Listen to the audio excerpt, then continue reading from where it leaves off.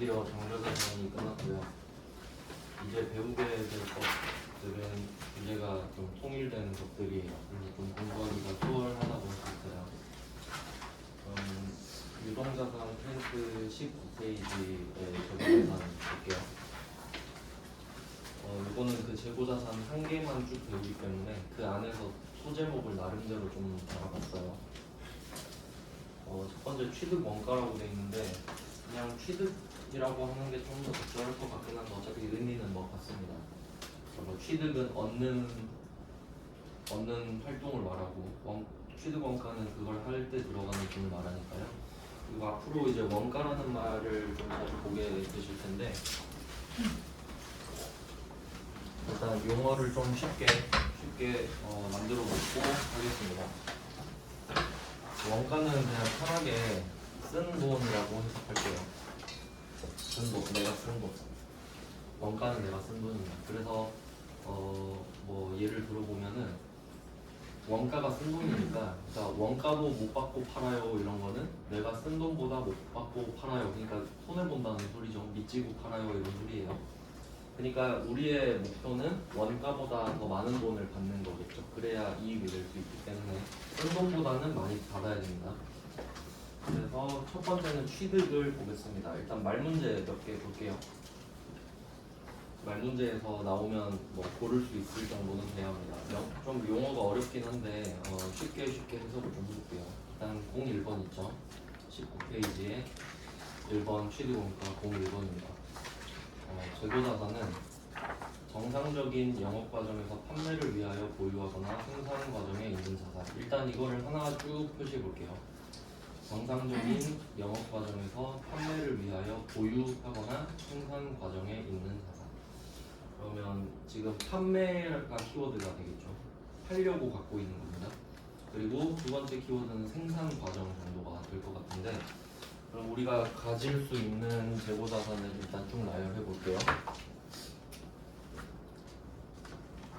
우선은 원재료는 우리가 제조업이기 때문에 제조업은 뭔가를 만들어 파는 회사거든요. 그러니까 항상 원재료를 사야만 합니다. 그래야 제조를 할 수 있기 때문에. 그리고 이 원재료를 가지고 제품을 만들어서 파는 게 목표겠죠. 내가 팔려고 만들어서 갖고 있는 물건을 제품이라고 하는 겁니다. 그러면 우리는 이 두 개밖에 없는 거거든요. 그냥 일상적인 개념으로 보면 원재료를 샀고 이걸 제품으로 만들어 팔겠다. 그냥 이거 두 개밖에 없는 거예요. 근데 문제는 회계가 기간을 끊어서 하잖아요. 1년 단위로 12월 31일마다 끊어버리잖아요. 그러면 내가 원재료를 가지고 제품을 만들 때 완성도 가지고 이야기를 해볼게요. 완성도 몇 퍼센트나 완성이 됐는지. 원재료를 사왔어요. 이제 만들려고. 그럼 원재료의 완성도는 0%입니다. 맞죠? 하나도 뭐 손을 댄 게 없죠. 그래서 원재료의 완성도는 0%. 그러면 이걸 가지고 제품을 만들었다라고 하면 제품은 완성도가 100%겠죠. 다 만들었으니까 제품이 된 거거든요. 근데 문제는 중간에 덜 만들었을 때 있겠죠. 이 덜 만들어진 상태에서 12월 31일이 와버린 거예요. 그리고 그걸 보고하래. 그럼 우리는 뭐 보고할 이름이 없어요. 덜 만들어진 거 이럴 수가 없잖아요. 그러니까 그냥 임의로 이름을 지정을 해요. 덜 만들어진 애들도 부를 게 필요하잖아요. 그래서 그 회계의 특성 때문에 덜 만들어진 애들을 제공품이라고 부르게 됩니다. 아마 제 생각에는 이거 직역한 것 같은데 그 물건 만들 때 공정이라고 들어보셨나요? 뭐 공정을 거쳐서 만들어진다. 제 생각에는 공정 중에 존재하는 물건이라고 해석이 되거든요. 영어도 실제로 그래요. 그래서 아마 직역한 게 아닌가 싶은데 일단 우리는 구분할 수만 있으면 됩니다. 그러면 일단 이렇게 제조 쪽이에요. 여기는 제조업이 가질 수 있는 재고자산입니다. 근데 뭐 업종이 제조업도 있지만 그 제조업이 만든 물건을 떼다가 파는 회사들도 또 있잖아요. 이제 그런 회사들을 유통업이라고 할 수도 있고 도소매업이 이제 정확한 명칭인데요. 도매, 소매가 다 유통이죠. 그냥 떼다 파는 걸 유통이라고 합니다. 그럼 이 도소매업 같은 경우는 이 제품을 사요. 그럼 얘네들은 제품 매출이라고 적지만 이 회사들은 사올 때 상품이라고 적거든요. 팔려고 사온 물건, 팔려고 사와서 가지고 있는 물건, 그리고 그대로 팔면 됩니다. 그래서 이 도매업은 되게 간단한 게 사온 가격이 원가가 되겠죠. 그럼 이제 명칭을 한번 좀 정리해 볼게요. 이제 취득을 할 거잖아요. 취득은 얻는 걸 말하는데 좀 구분을 해보면 이 원재료랑 상품을 취득하는 방법은 매입입니다. 이 두 개는 살 수밖에 없어요. 그래서 취득에는 일단 매입이 있고요. 사온 거 두 개는 사왔습니다. 그러면 내 창고에 제공품이랑 제품이 있을 수도 있죠. 그럼 얘들은 어떻게 취득을 했냐라고 하면 제조입니다. 얘들은 또 사올 수가 없죠. 그래서 두 가지 방법이 있다 이렇게 알고 계시면 돼요. 취득에는 매입과 제조가 있다. 그러니까 이거 자체를 실험에서 물어보진 않지만 그러니까 너무 당연한 지식이라서 설명도 없이 그냥 이 용어를 씁니다. 그럼 예를 들어볼까요? 취득 원가는 그러면 내가 이걸 얻는 데 쓴 돈이잖아요. 그러면 예를 들어 원재료랑 상품 이야기를 하면서 원가 이야기를 하잖아요. 그럼 자연스럽게 매입 원가가 되는 거예요. 얼마에 사왔는지가 걔의 원가가 되는 거지. 그러면 반대로 제공품이랑 제품의 원가를 이야기한다면 제조 원가 이야기하는 게 되겠죠. 그런 식으로 자연스럽게 녹여서 내는 거지 이거 자체를 물어보진 않습니다. 그러니까 상식인 거죠. 이렇게 알고 계시면 돼요. 이렇게 해놓고 그럼 01번에 판매를 위하여 보유한다라고 돼 있죠. 그럼 판매를 위하여 보유하고 있는 거는 제품, 상품이죠. 정확히 말하면 얘 두 개는 지금 팔기만 하면 되잖아요. 그 다음에 생산 과정에 있는 거는 제공품이겠죠. 근데 결국 얘도 팔 겁니다.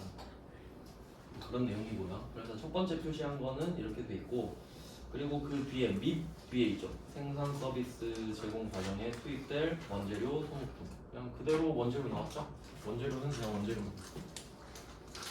소모품이라는 애도 있는데 우리는 중요하게 다루진 않아요. 그냥 약간 잡스러운 물건들 소모품이라고 하는데 우리 시험에서는 언급조차 하지 않습니다. 그래서 우리가 알아야 될 거는 이 4개 정도로 생각하시면 돼요. 그러니까 이게 우리 시험에서는 제조업을 메인으로 하는데 이거를 좀 겸한다라는 컨셉으로 가거든요. 그러니까 물건을 만들어 파는데 좋은 거 있으면 떼다 팔기도 하는 회사라는 거예요. 근데 제조업 매출이 50%가 넘기 때문에 제조업이라고 하는 겁니다. 그런 식으로 컨셉을 잡아놨고요. 그 다음에 02번 볼게요. 02번 정상적인 영업주기 내. 그러니까 이 말이 자주 나오죠. 정상적인 영업주기 내. 그러니까 원래는 1년으로 기준을 잡는데 그 1년을 넘어가는 회사도 있다고 했잖아요. 그래서 그때는 1년 대신에 정상적인 영업주기를 쓰죠. 그게 길다면. 그래서 이 정상적인 영업주기는 유동 비유동을 구분하는 기준이 되기도 했었어요. 참고하시면 되겠고. 자, 그러면 뭐 그 뒤에 있는 문구를 다 확인해 보면 정상적인 영업주기 내에 판매되거나 사용되는 재고자산은 보고기간 종료일로부터 1년 이내에 실현되지 않더라도 유동자산. 그러면 키워드 딱 2개죠. 재고자산, 유동자산.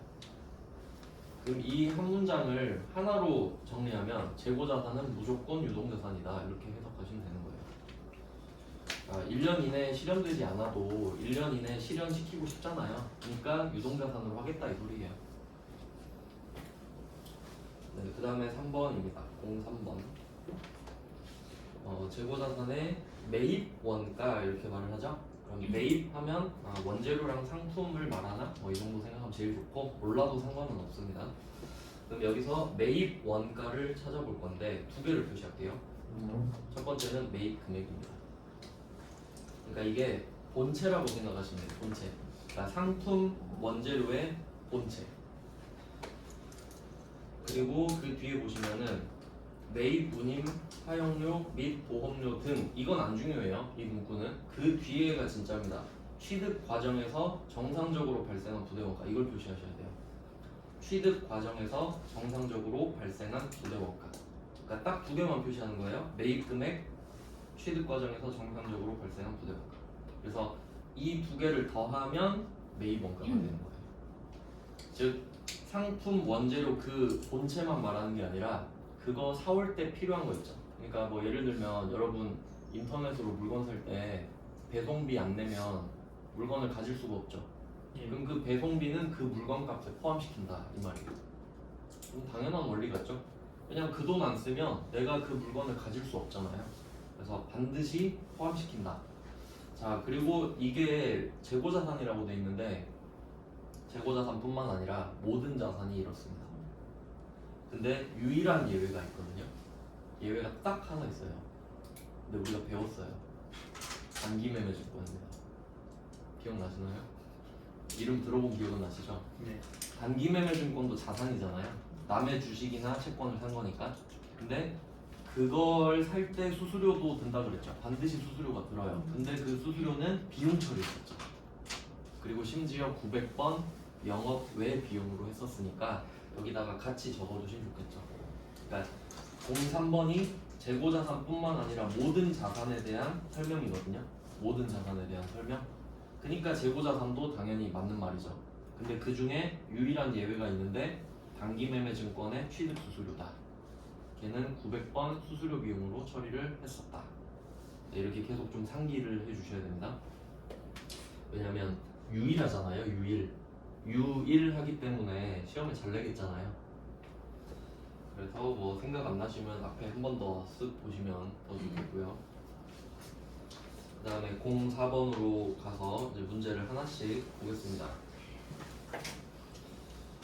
네, 그럼 04번 문제는 원재료를 사는 거거든요. 원재료를 매입하겠죠, 당연히. 원재료를 제조할 수는 없고요. 전자세금계산서를 받았다고 해요. 뭐 그냥 일단은 뭐 증빙, 영수증 이름이라고 생각하면 된다고 했죠. 이걸 받아야 그 우리가 물건 살 때 부가가치세 낸 거 있잖아요. 이거를 돌려받을 수 있어요. 그러니까 아주 중요한 증빙인 거죠. 내용을 보니까 매입대금 중에 11월 1일에 지급한 선급금 이렇게 돼 있는데 사실 이거는 좀 문제를 너무 쉽게 준 거고 계약금이라고 말을 해야 맞습니다. 원래는 지금 원재료를 사고 있잖아요 우리가. 근데 이 원재료를 너무 사고 싶어서 계약금을 미리 걸어놨던 거예요. 한 열흘 전에. 그럼 우리는 물건을 사기 전에 돈을 먼저 줬던 거니까 선급금 이렇게 해석을 하는 게 문제인데 알려줘 버렸죠.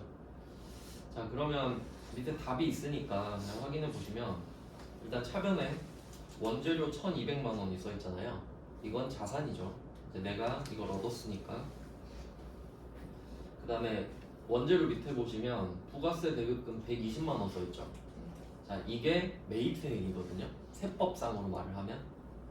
근데 이 매입세액은 돌려받을 수도 있고 못 돌려받을 수도 있어요. 그건 이제 부가가치세 할 때 배울 텐데 일단은 지금 돌려받을 수 있거든요. 그래서 따로 이름을 붙여서 적어놓는 거예요. 부가세 대급금이라. 얘도 자산입니다. 그러니까 지금 이 120을 상대방이 요구하기 때문에 냈어요. 왜냐면 상대방이 자기도 걷어서 낼 거 아닙니까? 근데 나중에 세무서 가서 이 세금계산서 보여주면 120만 원을 돌려받는다고 생각하시면 되거든요. 그러니까 이 부가세 대급금은 세무서, 그러니까 국세청에 빌려준 돈이라 생각하시면 돼요. 잠깐만 묶여있는 거잖아요. 상대방한테 맡겨놓으면 나중에 돌려받는다. 그러면 이것까지 한번 생각해 볼게요. 나중에 물건을 살 때 부가가치세를 내는데 못 돌려받는 상황도 있긴 있을 거 아니에요? 지금 배우진 않았지만 그러면 부가세 대급금이 있으면 안 되겠죠. 그럼 그때는 그 120만 원이 위에 있는 가격에 붙어버리는 겁니다. 돌려받을 수 없고 그냥 그 물건값이 비싸져 버리는 거죠. 그런 내용이 되는 거예요. 근데 우리 입장에선 부가세를 냈으면 돌려받는 게 좋겠죠. 그러니까 지금이 좋은 상황인 거예요. 못 돌려받으면 가격만 비싸집니다. 뭐 나중에 배우는데 자동차가 대표적으로 그래요. 그 다음에 뭐 대변에 보시면 우리가 결국 1,320만 원을 줘야 되는 거잖아요. 부가가치세까지. 근데 우리가 100만 원을 걸어놨었던 거죠. 100만 원을 걸어놨으니까 100만 원은 줄 필요 없죠. 그래서 이 선급금이라는 자산으로 처리되어 있던 게 감소하는 겁니다. 그러니까 선급금은 자산의 감소인 거죠. 그럼 이거 빼고 나머지 1,220만 원만 주는 거예요. 그럼 이거 선급금 붕괴 한번 생각해 보면 지금 답만 써 있으니까 매입 매출 정도라고 써 있죠. 부가가치세를 관리하니까 그럼 제가 성급금 붕괴를 한번 또 보여드릴게요. 우리가 그 한 열흘 전에 11월 1일에 계약금을 줬을 때는 이런 붕괴를 했을 거예요.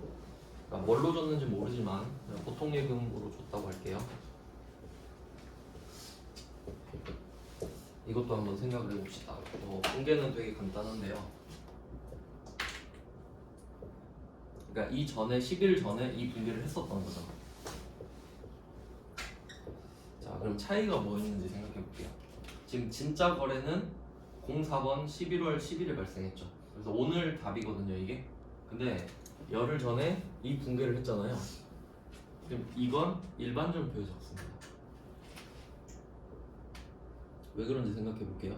그러니까 진짜 거래는 오늘 발생했죠. 11월 10일. 근데 열흘 전에 계약금을 준 거는 이건 거래가 아니거든요.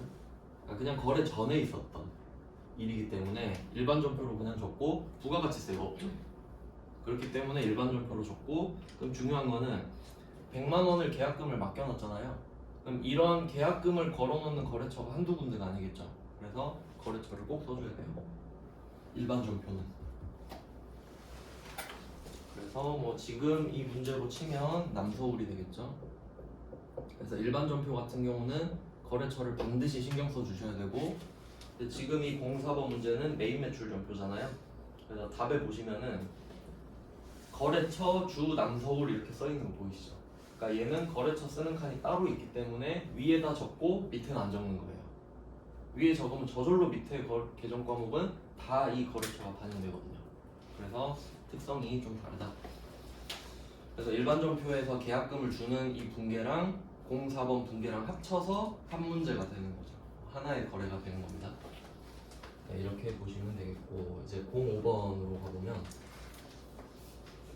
04번은 샀던 거죠. 원재료를 샀는데 05번은 우리가 반품시키는 겁니다. 반품만 표시하시면 되겠고, 그래도 앞에서 배웠던 거라 안에 보시면 수량에 마이너스 100 써있죠. 마이너스 100만 표시하시면 되겠네요.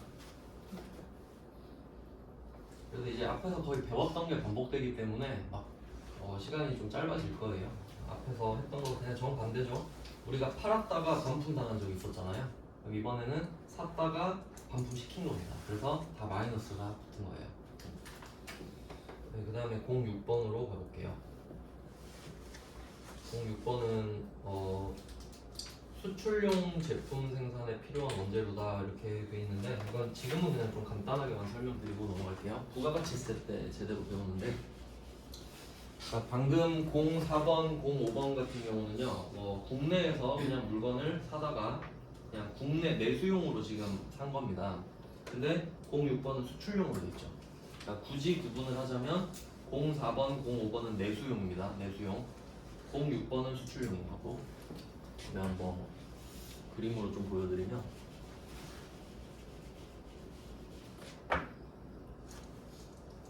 우리가 수출국일 때입니다. 자, 우리가 수출국이고 물건을 이렇게 수출한다고 해볼게요. 해외로. 그러면 뭐 A라는 회사가 있고 B라는 회사가 있다고 하면요, 이때 B가 물건을 해외로 직접 쏘는 회사라고 할게요. 그러면 이 B라는 회사를 뭐 직수출을 한다고 합니다. 직접 수출을 한다고 해요. 근데 이때 특이한 거는 해외로 물건을 보내면은 0% 세율이 적용됩니다. 그거는 이제 부가가치세 때 제대로 배우고요. 그러면 수출할 때는 0% 적용이 돼요. 근데 이 B라는 회사가 수출을 할 때 A라는 회사가 물건을 이제 납품을 해줘야 수출을 할 수 있어요. 이런 상황이라고 하면 이 B는 A가 없으면 수출을 못 해요. A가 물건 납품 안 해주면, 그러면 국가가 A도 인정을 해주는 거예요. 네가 수출에 기여를 하는구나. 그러면 너도 0% 해줄게. 일단 0%가 결과적으로 말하면 좋아요. 그러니까 좋게 해준다는 거예요. 그럼 우리가 지금 A인 거예요. A니까 나 B다. B예요. B. 죄송해요. B. 우리가 지금 수출용이잖아요. 그럼 내가 B인데 원재료를 사야 되는 거예요. A한테 납품을 받아야 돼요. 그럼 얘도 수출로 인정받았죠? 그럼 살 때 영세율이 인정되는 거예요. 그래서 보면 영세율, 전자, 세금 계산서 이렇게 써있죠. 뭐 영세율 하나 표시해 주시고 이유는 수출용 제품이라서. 그냥 뭐 그런 사례도 있구나 보시면 되고. 그리고 그 답 보시면 되게 간단하죠. 원재료, 외상매입금밖에 없습니다. 그래서 뭐 이거는 앞에서 배웠던 거니까 간단하게 설명하고 넘어가면, 원재료랑 상품이 우리한테는 매입인 거거든요. 그러니까 아무 말 없이 매입이라는 단어만 나오잖아요. 그러면 원재료 상품 샀구나라고 해석하시면 되는 거예요. 아무 말 없어도. 그럼 이거에 대해서 얘를 외상을 하면 매입 채무가 되겠고요. 매입 채무라는 개념이 나오면 이 안에 있는 계정 과목이 외상 매입금, 그리고 지급, 어음 이런 식으로 되겠죠. 매출 채권 쪽은 외상 매출금과 받으러움이었거든요. 그냥 정반대예요. 이름이 조금 정확히 대응되진 않는데, 왜냐면 받을은 한글이고 지급은 한자라서 정확히 대응은 안 되는데 그냥 옛날부터 이렇게 쓰니까. 그리고 이거 외에 있죠. 원재료 상품 빼고 전부 다. 그럼 얘네들은 그냥 하나로 통일합니다. 미지급금. 미지급금 이렇게 해서 미지급금은 시험에 굉장히 잘 나와요. 왜냐면 원재료 상품 외의 거를 카드 결제하는 경우가 굉장히 많이 나오기 때문에. 그러면 조합이 신용카드 미지급금이 엄청 나오거든요. 그래서 그냥 아 그렇겠구나 라고 생각하시고 네, 염두에 두시면 답을 더 잘 맞출 수 있겠죠. 네, 그래서 06번은 이렇게 됐고, 그럼 원래 부가가치세가 0이 있긴 있어야 되잖아요. 근데 의미가 없으니까 그냥 부가세 대급금 0 적어봤자 의미 없죠. 그러니까 그냥 안 쓰는 거예요. 왜냐면 정확히 말씀드리면 영세율은 부가가치세가 0이 있는 거예요. 근데 그게 무슨 의미가 있냐 생각하실 수 있는데, 면세 있잖아요. 면세는 아예 면제된 거거든요. 그러니까 면세는 없는 거고 영세율은 0이에요. 근데 그 차이가 커요. 왜냐면 있고 없고잖아. 수학에서는 다르죠. 나중에 그 부가세 때 설명해 드릴게요. 그 차이 때문에 면세는 안 좋고 영세율은 좋거든요. 일단 그렇고 넘어가 볼게요. 20페이지로 넘어가겠습니다.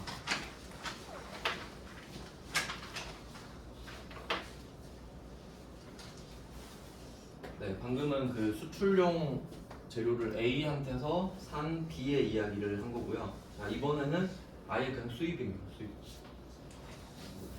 07번 20번에 07번을 보시면 미국에 소재한 미라클사에서 원재료 800만 원, 부가세 별도. 그럼 800에 부가세 80이 따로 있다는 소리죠. 이거 잘 보셔야 되는 게 부가가치세 포함 이렇게 써 있을 수도 있거든요. 잘 보셔야 합니다.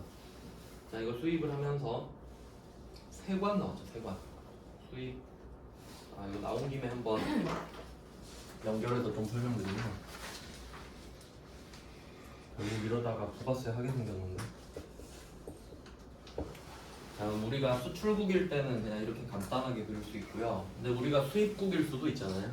그럼 이때는 물건을 우리가 사는 C라고 해볼게요. 근데 C로서 수입을 할 때는, 그러니까 이제는 수입으로 바뀌었죠. 물건을 바로 못 받습니다. 왜냐면 세관을 거쳐와야 되거든요. 여러분 직구 하실 때 보면은 세관에서 카톡 오고 막 그러죠. 관부세 내라고. 관세랑 부가세거든요. 세관이 잡고 있어요. 그리고 얘한테 인도를 해주거든요. 근데 특이한 게 뭐냐면, 왜 수출할 때 0%를 하냐면요, 국가가 두 개잖아요. 근데 이거 부가가치세가 나라마다 다 있거든요. 근데 북유럽 이런 데 있죠. 네덜란드 아니 북유럽이 노르웨이 막 이런 데, 그쪽은 부가가치세가 25%인 나라도 있어요. 그러니까 다 다르다는 거예요. 그러면 두 나라가 일단 다르다는 게 포인트고, 두 나라가 다 걷고 싶겠죠. 부가가치세. 그러면 수출국에서 부가세 걷고 수입국에서 또 부가세 걷으면 이중과세죠. 그러면 소비자만 호구되죠. 부가세로 물건을 비싸게 사야 되잖아요. 그러니까 둘이 이렇게 두 나라가 겹치면은 수입국만 과세하기로 약속을 하는 거예요. 서로. 그래서 수출국이 0%로 보내줘요. 그러니까 이 나라가 과세를 하는 거지. 그럼 이게 우리나라라고 쳐봐요. 그럼 물건을 세관이 제일 먼저 받죠.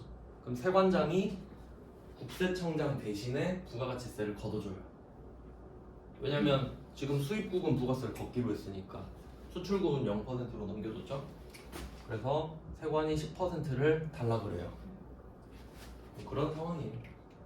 근데 이제 또 특이한 건 뭐냐면 C가 B한테 입금을 해줘야 물건을 보내죠. 그러니까 사건 순서로 따지면 C가 B한테 입금을 합니다. 자, 근데 이때는 만약에 1,000원이라고 해볼게요. 1,000원을 입금하면 1,000원짜리 물건을 보내겠죠.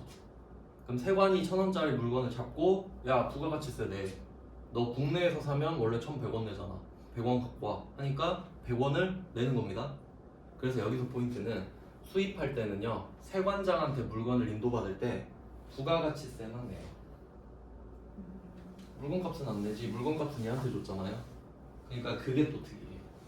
그럼 한번 볼게요. 다. 자, 그럼 다시 보면은 미라클 미국에 있는 애한테 지금 미국에 있는 B한테 샀다고 생각하시면 돼요. 우리는 지금 C예요. 그럼 세관이 있죠. 인천세관입니다. 얘가. 자, 그럼 이때 부가가치세 별도니까 부가세 80이죠. 예. 자, 그럼 문제에서 중요한 말이 나와요. 이거 표시하셔야 돼요. 재고자산에 대한 회계 처리는 생략할 것. 재고자산에 대한 회계 처리는 생략할 것. 왜? 이건 B한테 입금하는 일반전표 회계 처리를 따로 해야 되거든요. 따로. 그리고 심지어 날짜도 다를 수도 있어요. 그러니까 세관이랑 거래할 때 하는 거래만 적으세요 이 말이거든요. 근데 이거 상황 파악 안 되면 문제를 풀 수가 없죠. 그래서 부가가치세만 딱 내는 거예요. 근데 이 관세를 부가가치세를 내면서 세관장이 수입 세금 계산서란 걸 따로 주거든요. 왜냐면 B가 안 주기 때문에. 그럼 우리는 이 세금 계산서 가지고 80을 다시 돌려받는 거예요. 그러니까 부가세 대급금이지. 그냥 뭐 이런 흐름입니다. 그러니까 이게 답만 푸는 게 중요한 게 아니고 그 흐름을 알고는 있어야 돼요. 그래야 이렇게 붕괴 찍는 걸 아는 거니까. 이제 08번으로 한번 가볼게요. 네, 08번은 수입 원재료의 통관 비용이죠. 자, 일부러 세트로 묶어놨거든요. 그러면 07번은 원재료 자체에 대한 거래가 되겠고요. 정확히 말하면 부가가치세. 그 다음에 08번은 수입 원재료의 통관 비용이거든요. 그러니까 이 세관을 통관할 때 드는 비용인데 이걸 해주는 업체가 또 따로 있습니다. 그러니까 서비스 비용을 내고 이 세관을 통관시키는 거죠. 이걸 안 하면 우리는 원재료를 볼 수가 없어요. 그렇기 때문에 계정 과목 보시면 원재료로 돼 있죠.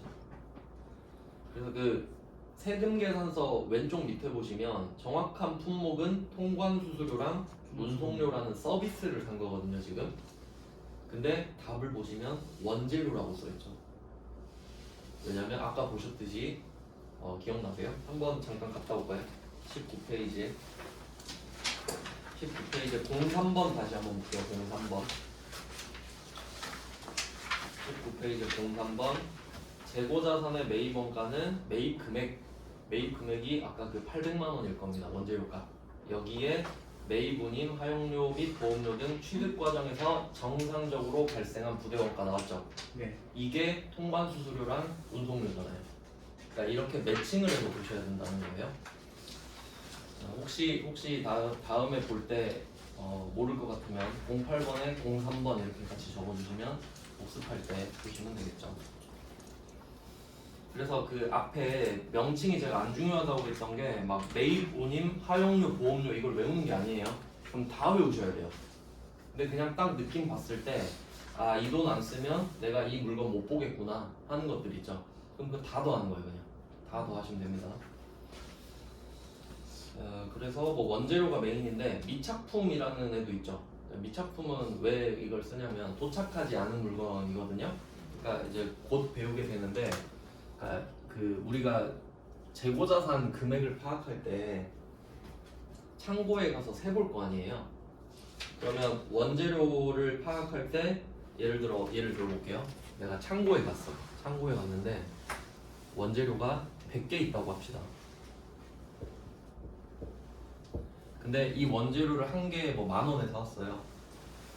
그럼 우리는 이렇게 생각하겠죠. 이걸 한 개 10,000원에 사왔었으니까 100개가 있으면 원재료 100만원 있는 거네 하고 100만원 이렇게 보고를 하겠죠. 근데 지금 수입하고 있는 애 있잖아요. 얘가 지금 오고 있는 거예요. 이렇게 지금 바닥 위에 떠 있어요. 이렇게. 근데 이것도 내 원재료 맞죠? 근데 창고에 없잖아요. 근데 이걸 원재료라고 미리 써버리면 어떻게 돼요? 꼬여버릴 수도 있겠죠. 창고에 갔는데 분명히 100만원인데 105만원 써 있는 거예요. 그럼 왜 이거 안 맞아? 알 수가 없는 거야. 담당자 말고는. 그러니까 담당자가 센스가 있으면 아직 도착 안 했으니까 미착품이라 적어놔 버리는 거죠. 그럼 창고랑 전혀 상관없죠. 그리고 미착품이 도착할 때 어떻게 하겠어요? 미착품을 원재료로 바꿔주는 거지. 이름만. 그게 센스 있는 사람이 하는 회계처리겠죠. 그러니까 막 우리가 공부할 때 막 이렇게 해야 된다 그게 아니라 생각해보면 그게 효율적이네? 그럼 그 방법을 쓴 게 이렇게 된 거예요. 그렇게 이해하시는 게 훨씬 더 좋겠죠.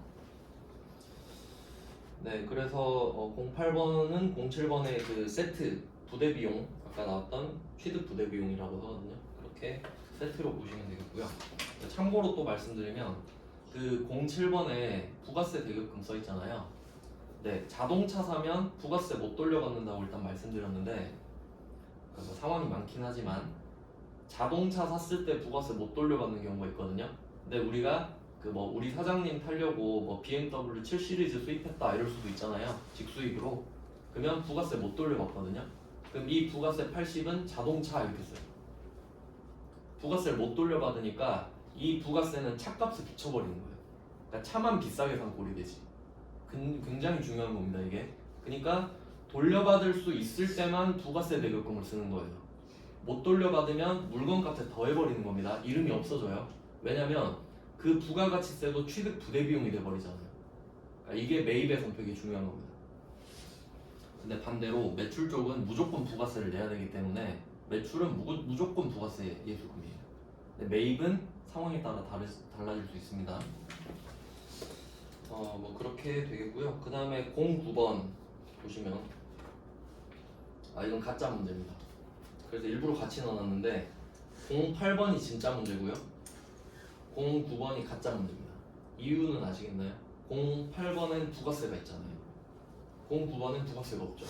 그러니까 09번은 왜 냈냐면 전산회계 1급만 표시해 두시고 이 원재료를 살 때 그러니까 딱 09번은 이거 하나만 표시하시면 되거든요. 수입한 원재료에 대해 수입한 원재료에 대해 그럼 이제 그 뒤에 건 볼 필요가 없습니다. 답이 원재료예요. 원재료에 대해서 쓴 돈이잖아요. 그래서 이걸 내고 싶었던 거예요. 관세든 통관수수료든 원재료에 다 붙이는 거 아느냐. 관세는 조금 원래는 정확하진 않은데 그냥 문제 냈으니까 그냥 봤습니다. 네, 그 다음은 21페이지로 넘어가 볼게요.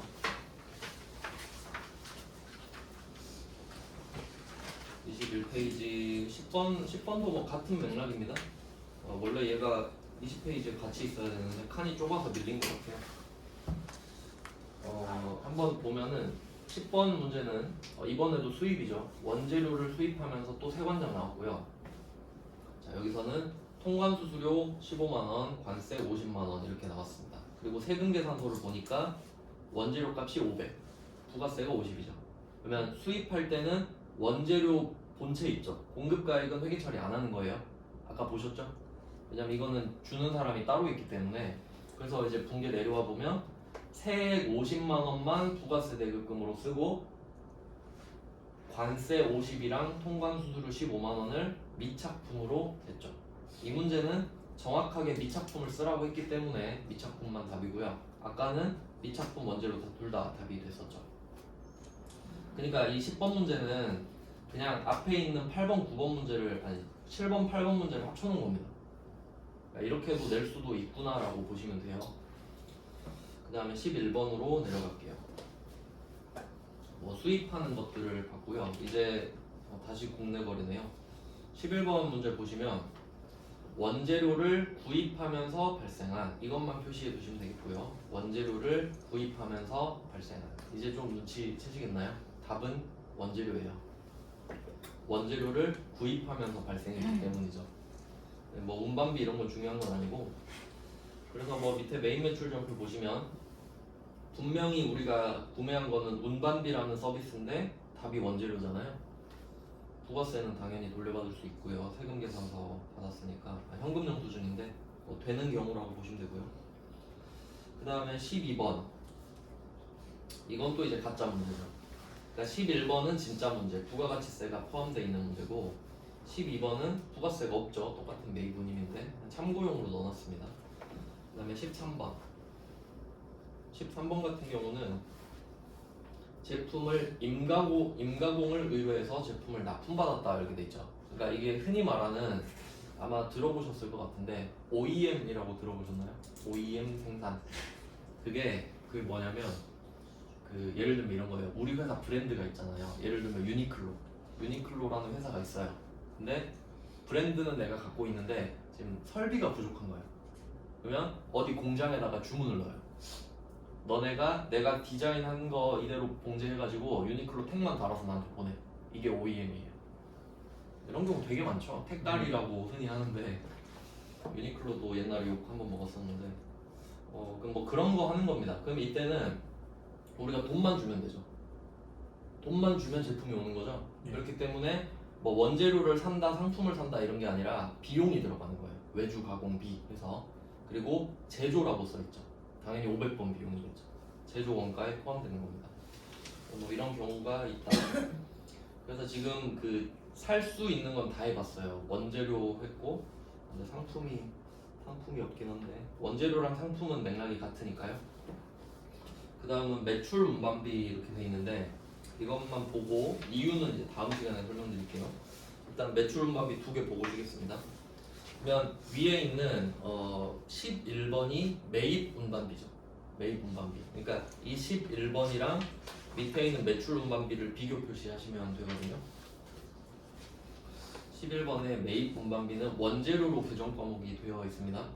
네, 매출 운반비 같은 경우를 한번 볼게요. 14번은 진짜 문제고 15번은 가짜 문제니까 14번이 메인입니다. 14번 문제를 보시면 송도에 판매한 제품의 배송을 위하여 이번엔 판매한 제품의 배송이죠. 아까는 원재료를 살려고 한 건데 자 근데 이때는 운송비가 33만원 부가세 포함이니까 나누기 1.1 하면 30만원 3만원입니다. 계정 과목 보이시죠? 운반비 판으로 되어 있죠. 네. 판은 800번입니다. 판매 관리. 왜냐면 지금 판매를 하고 있으니까. 네. 근데 특이한 거는 이 운반비는 비용이거든요. 그러니까 재료를 살 때는 자산, 제품을 팔 때는 비용 이렇게 돼요. 이게 되게 중요한 건데 좀 시간이 오래 걸릴 것 같으니까 지금 미리 좀 쉴게요. 10분 쉬고 설명해 드리겠습니다.